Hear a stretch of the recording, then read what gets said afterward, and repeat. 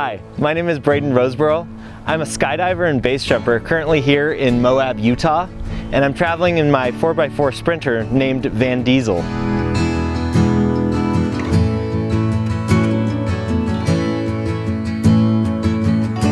Alright, so this is the kitchen and kind of living area of my van. I have a ton of storage. We've got wood cabinets. The whole build is basically wood, which is kind of nice. This is the main cabinet where I keep my food. That'll keep me going for about a week, usually. It's not super organized, but I do have these kind of like bins that I can pull out. It holds cans, it holds protein shake, bread, that type of thing. Bread goes on top usually. This is kind of a storage bin that I use to store like all of the extra things that are kind of miscellaneous. So if you have a junk drawer in your house at home, this is my junk drawer. First of all, I love cooking with this window behind me. I have a window on both sides. When I'm out remote somewhere in the desert or in the woods, I feel like I'm actually outside. I'm not just like in this confined space in my van. It's great. Next to that window, you'll notice there's a spice rack. I don't really use that for spices because look, I'm a dude. I usually travel on my own and I'm not cooking that great of meals for myself. Let's be honest. But what I do use it for is holding some things that I need. So I do have a couple spices, salt and pepper, some barbecue spice type things. I have my can opener, which I often need.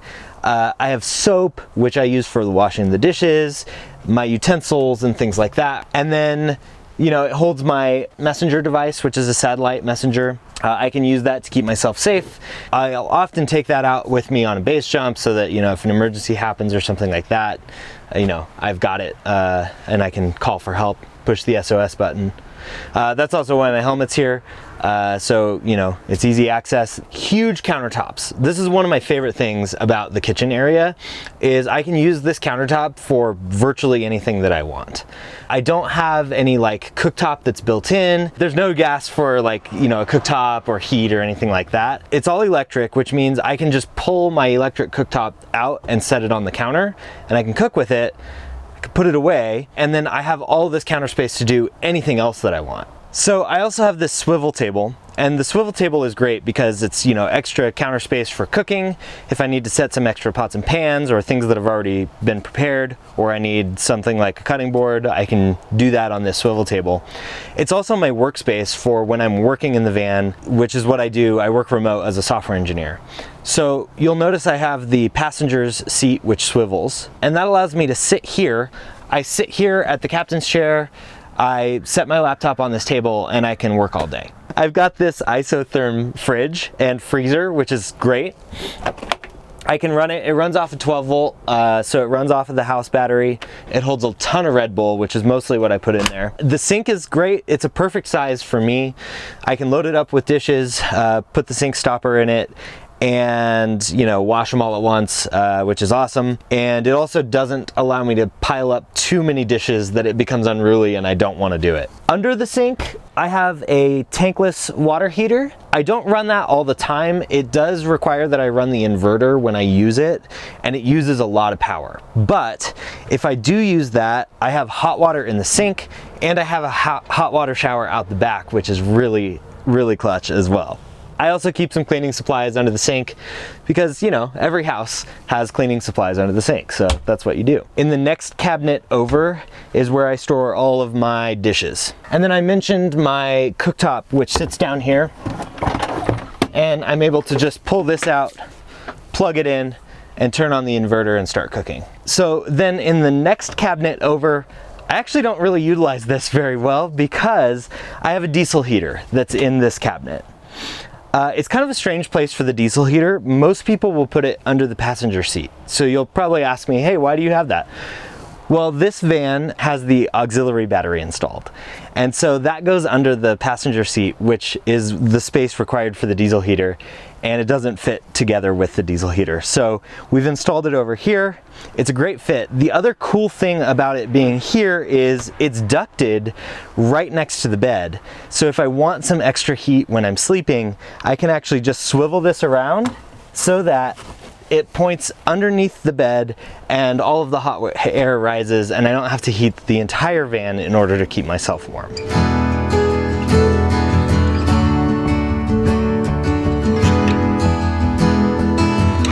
So before I had this Sprinter, I had a mini cargo style van. It was a Ford Transit Connect, if you're familiar with that. One of those little white ones that you see driving around and maybe is like a small catering business owns it or something like that.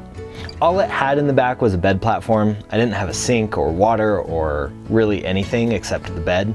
It was pretty bare bones, but it allowed me a little bit of the freedom that I wanted to be able to go and do weekend style trips, not month long. Well, I was driving through Winnemucca, Nevada one day and the engine exploded in my van. I got stuck in Winnemucca for 3 days.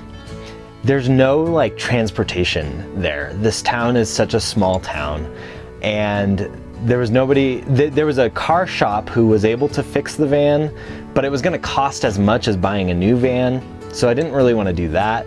I couldn't get a flight out, I couldn't get a taxi out or a train out. The train was the only option, but it only came like once every 3 days. So I was stuck in Winnemucca, and while I was there, I just started dreaming about what it might be like to have a decent van that I could actually do this type of trip in and make it worthwhile. And so I immediately started looking for something like this.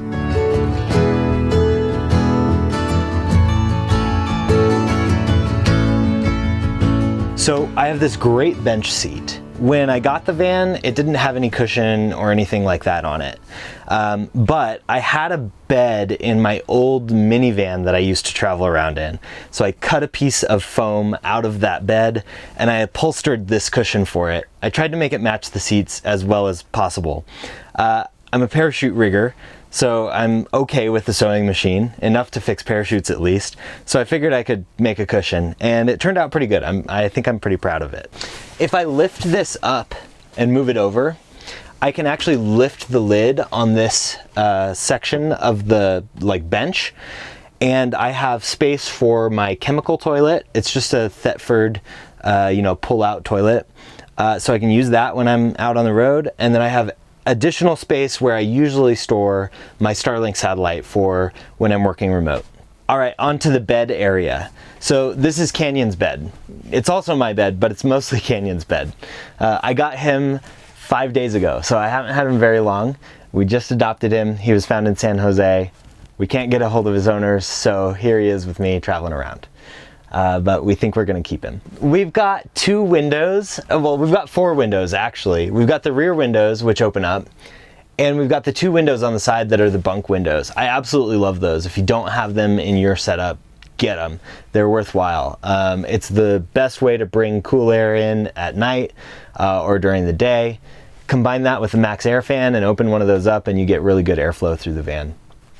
Canyon also loves to stick his head out the window, especially if you have treats that you might want to give him, and it's like a drive-through basically for him. Above the bed, we've got some additional storage. So these are the larger of the cabinets. Usually when I lay down, I put my head on this side because the cabinets over here are a little bit shorter. These are larger, so this is where I keep my clothes. If I open this up, they've got hydraulics just like the other cabinets you might have noticed. All of my clean clothes are in this cabinet. I've got shirts and pants. I separated into like cold weather pants and gear and then like warm weather stuff. And then in this one, I keep really cold weather stuff, so like gloves. Over here on this side is where I keep my toiletries, like my toothbrush and like deodorant. I have these cool little sponge things that I can use to take a sponge bath in case I don't have access to water, it's too cold to do that. And then back in the very back, I've got a few additional things like books. I've got a percussion massager that I use, after I've done a long hike or something like that. And so those types of things live back there. So the bed is a queen size mattress, short 3 inches. So it's a little shorter. Some vans have those flare space extenders. My van does not. I really like to be able to off-road with mine and things like that. I know people do that, but I don't like things sticking out the side of the van. So mine's a little bit short. It's 3 inches short of a queen, but it's enough space for 2 people or 1 person and a dog. As far as electronics go, my main control center is here on this column, right next to where I sleep. It's nice because I can do anything I need really in the van right from here. I've got the remote for the Max Air fan, which I can reach the IR sensor on the Max Air fan from the bed. I can change the temperature essentially, you know, by pulling air in or out. I've got a radial dial remote for my diesel heater.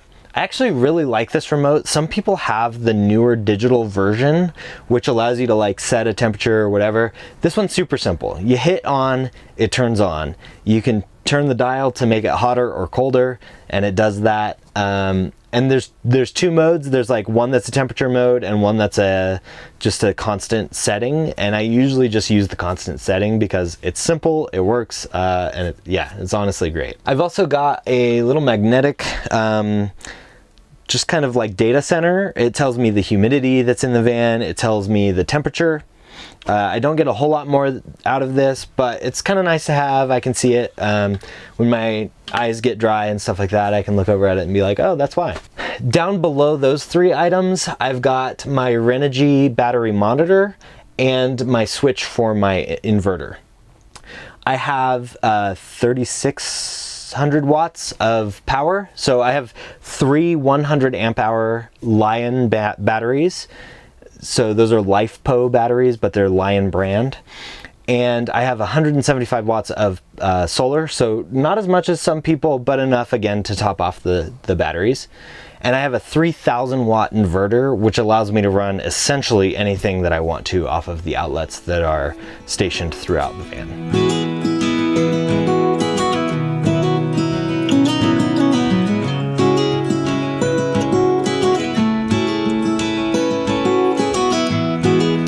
So I think it really depends on the type of traveling that you're doing, what the pros and cons are that you might get out of being in a van. You might think that you'll save a ton of money by not staying in hotels and not flying.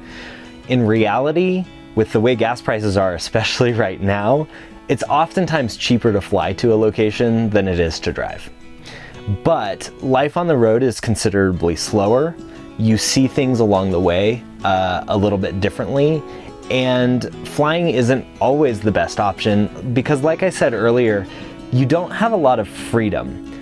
You may be able to rent a car or something on the other end, but the reality is that, you know, you have a drop-off location that you have to return it to, and with this kind of lifestyle, if I want to just go somewhere else the next month, I can just do that, and I don't have to really like put a lot of thought into planning and coordinating all of the rest of the parts of my life.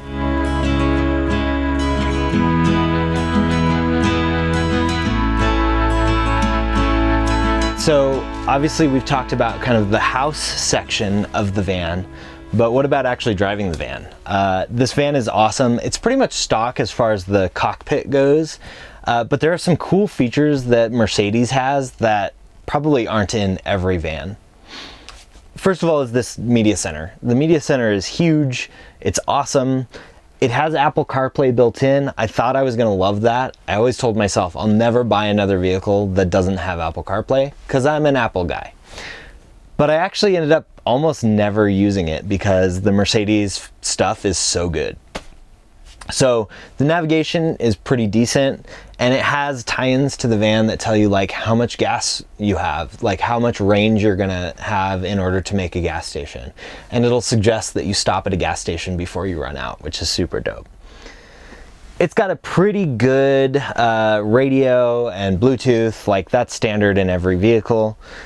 And all of the settings are controllable for the van across the board. So if I want to turn off electronic stability, or I want to turn off the parking assist, or turn off the lane assist, or things like that, that all happens here in the media center on the touchscreen, which is great. We've also got vehicle lighting and system controls, things like that. There's an awesome settings screen when the van is running that gives you the current fuel consumption.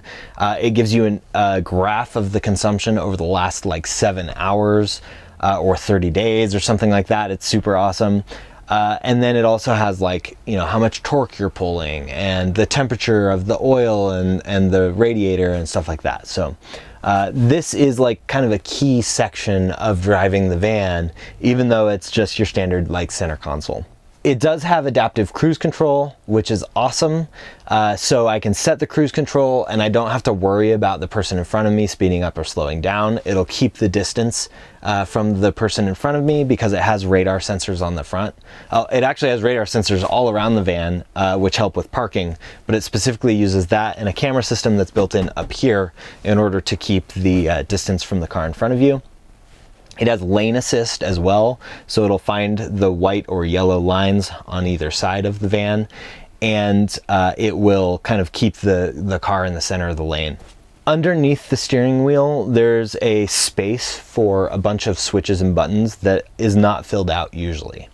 However, because I have a 4x4 Sprinter, that is my control center for my 4x4 features. So I've got something that allows me to turn on and off the 4-wheel drive. So it's not all-wheel drive, it's selective 4x4.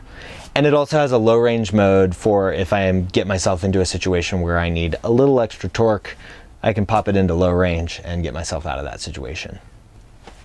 The switch next to that is a switch that controls my twin air compressor. So I use that air compressor in order to reinflate my tires as well as use air tools and things like that. One of the things that I do when I clean my van is I have a blowgun that connects to that twin compressor, and I just blow all of the dirt and dust and things that have accumulated out of the van using that blowgun. Up here at the top, I've got a med kit. This is crucial for my adventurous activities. If somebody gets hurt, I've got kind of a basic med kit here that has band-aids and alcohol swabs and stuff like that. And I also have a trauma med kit that has things like a tourniquet and military bandages and things like that, chest seals, anything that might keep somebody alive if they were to, you know, have a hard impact or have some sort of a puncture wound from a tree or something like that. Unfortunately, accidents do happen, and so we have to be prepared for it in the sport that I participate in. And that's where I keep my stuff so that I can always have easy access to it.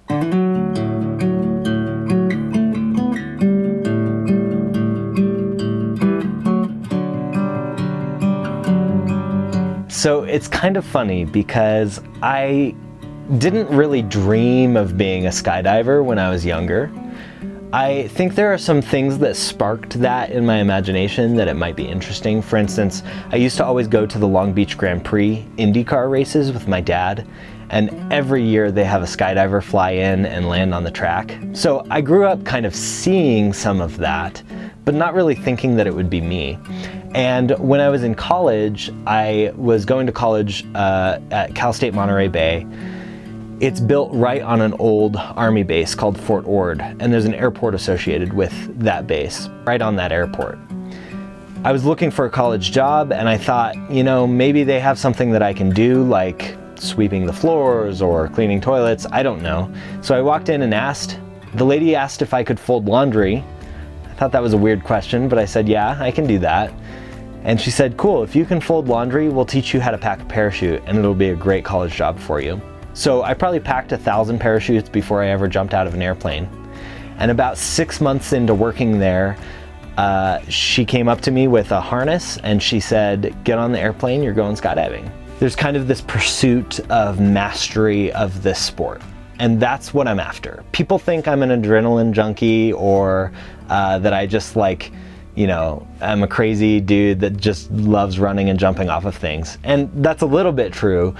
But it's also true that like there's a very technical aspect of the sport that I enjoy.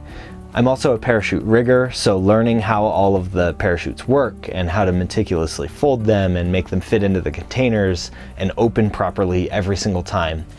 I feel like there's something about base jumping where you're really putting your life on the line when you say, yes, I am gonna go do this. I only have one shot. And I feel mastery enough that I feel safe about doing this. And that's kind of what's drawing me to it right now.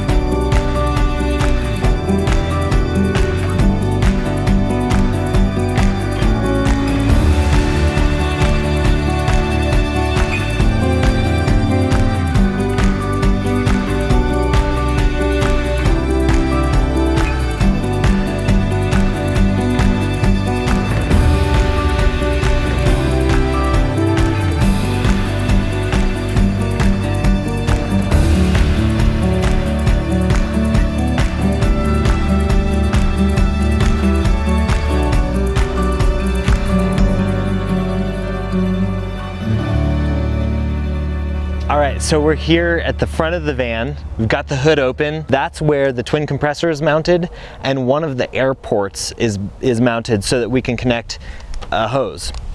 This is how we reinflate the tires. So, you know, obviously if we get a flat, we'll need to fix it, but oftentimes we're deflating the tires in order to do some off-roading, and we want to reinflate it. It's as easy as plugging in the hose over there. I've got my tire inflator attachment. Connect it, squeeze the trigger, and I'm inflating the tire. So I've also got a Van Compass 4.3 suspension kit installed.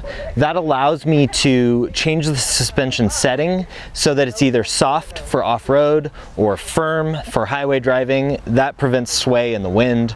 Or there's a middle setting for just everyday normal driving around town. You'll notice that I've got a nose ring on the front of the car. Black and yellow are my colors for when I'm doing sporting stuff, so that's a yellow nose ring. That nose ring is just basically there for recovery purposes. So if I need to attach a tow strap and pull somebody out, or they need to pull me out, it's there. But you'll notice that it's mounted using a hitch receiver. So the reason that I have the hitch receiver on the front of the vehicle is for a winch. So oftentimes I'm out on the road on my own, totally solo, and I wanted a front hitch receiver because I wanted to be able to put my winch either on the front or the back, and you can't do that with a hidden winch. Oftentimes, if I'm out on the road, I'm stuck and I'm on my own, I don't want to pull myself forward into more mess. I want to pull myself backwards out of the mess that I've created. So if you look on top of the van, we've got an Illuminous roof rack and ladder combo. That allows me to climb up there, clean off the solar panels. I can mount things up there. You know, if I have like tools or things that I don't have space for in the garage, I can put them up there.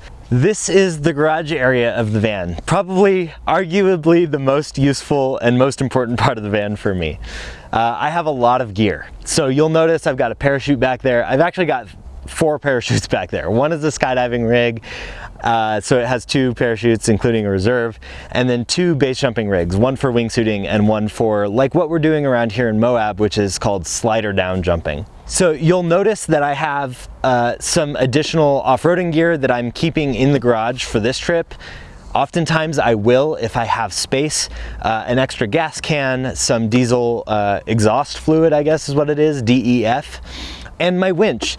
You know, the winch does fit here on the rear receiver. I can drive with it there, or I can drive with it in the front, but the downside is that it does cover these radar sensors, and so if I cover the radar sensors, away goes my adaptive cruise control and my parking sensors and things like that, and I really love having those, so I oftentimes will just put it right here in the back if I have room for it, and then I don't have to worry about it. I have all the features that I want. On the left side is where all of my electronic stuff is. You'll notice that it's fairly exposed. I actually prefer this because I oftentimes find myself needing to tweak those things, replacing fuses or reconfiguring the batteries, things like that. On the right side of the van, I have a 27-gallon freshwater tank, which is what I use to run the sink and the outdoor shower. I've also got some storage up above that freshwater tank that allows me to store things like my recovery rope, my recovery straps,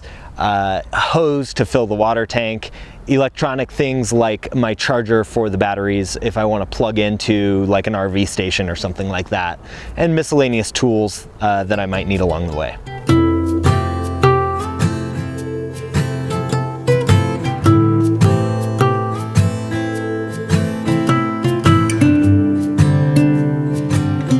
There's a lot of people who are doing it at all different levels. There are people who have much nicer van builds than I do, and you know, they spend a lot of the money on their vans, and there are people who have just very bare-boned vans, and I think you can do it, you know, throughout the spectrum. Even with a lot of money or with no money, it doesn't really matter. Just jump in and start traveling. I think that's the important part. If you want to follow my journey, feel free to follow me on Instagram. My handle is broseborough, so BROSEBOROUGH. That's a long one. I'm sure he'll put the link down in the description below. Send me a message. I always respond to every single person who sends me a message. I'd love to help you get into the sport. I'd love to talk to you about van life. Hopefully we'll share the road someday, and hopefully we'll share the sky someday together as well.